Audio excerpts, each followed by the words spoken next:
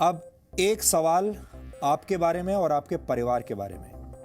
आपने अक्सर लोगों को यह कहते हुए सुना होगा कि फ्यूचर का ज्यादा टेंशन नहीं लेना चाहिए, यानी भविष्य के बारे में तनाव नहीं लेना चाहिए, जो होगा देखा जाएगा।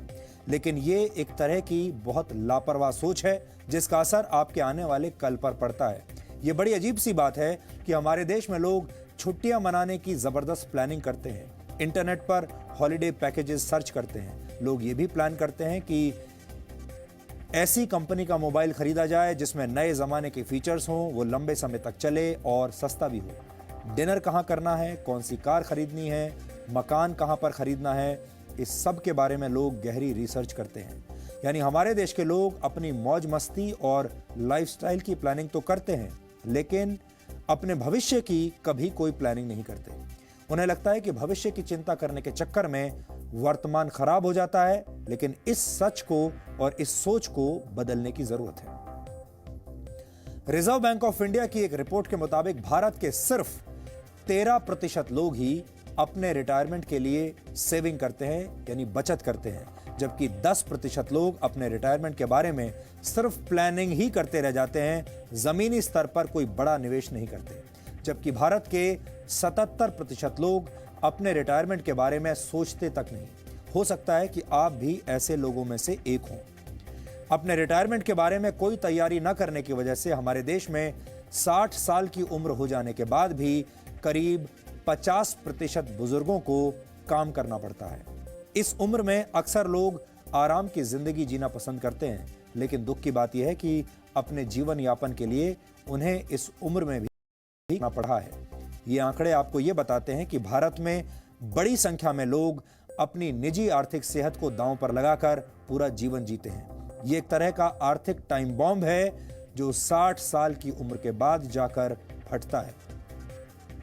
इससे बचने के लिए अक्सर 50-30-20 वाला फॉर्मूला बताया जाता है। आज हम आपको समझाएंगे 50-30-20 वाला फॉर्मूला क्या होता है। अगर आप चाहें तो इस फॉर्मूले को अपना सकते हैं, लेकिन भारत के लोग अपनी आदतों और मजबूरियों की वजह से इस फॉर्मूले से हमेशा दूर भागते हैं।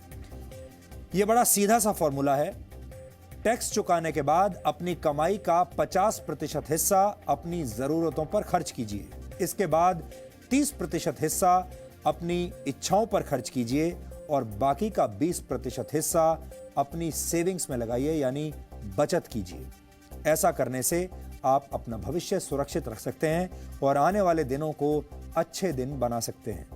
लेकिन हमारे देश में नौकरी करने वाले लोगों को लगता है कि अभी इतने आगे तक सोचना क्यों है, 4 दिन जिंदगी है, पूरी मौज मस्ती के साथ जीनी चाहिए।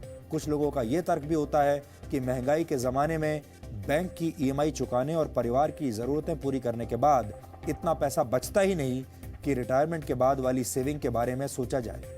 वैसे हमारे देश में ज्यादातर लोग अपनी कमाई का बड़ा हिस्सा अपने बच्चों की पढ़ाई और उनकी शादी में खर्च कर देते हैं। उसके बाद वो इन्हीं बच्चों पर निर्भर हो जाते हैं। ये एक ऐसा सामाजिक बंधन है जो कई पीढ़ियों को अपनी गिरफ्त में ले चुका है, ले लेता है। नेशनल सैंपल सर्वे ऑफिस की एक रिपोर्ट के मुताबिक भारत के ग्रामीण इलाकों में रहने वाले 60 साल की उम्र से ज्यादा के 73% लोग अपने बच्चों पर निर्भर हैं, जबकि शहरी क्षेत्रों में करीब 68% बुजुर्ग अपने बच्चों पर निर्भर हैं। भारत की सबसे बड़ी समस्या यह है कि यहाँ की 80% आबादी गैर संगठित क्षेत्रों में काम करती है। इन क्षेत्रों को पेंशन स्कीम के तहत वर्ष 2015 में अटल पेंशन योजना के अंतर्गत कवर किया गया था। यह पेंशन योजना तैयार की गई थी। इस पेंशन योजना के तहत बुजुर्गों को हर महीने 1000 से 5000 रुपए दिए जाएंगे।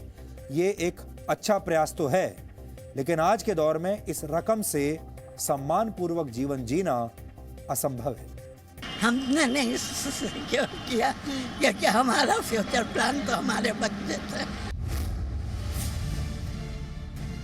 लाइबिलिटीज इतनी ज़्यादा होती है, सोर्स ऑफ इनकम कम होता है और पॉसिबिलिटीज़ नहीं है जॉब्स की, और तो इस वजह से लोग अपना प्रेजेंट पहले सिक्योर करें, बाद में फ्यूचर देखेंगे।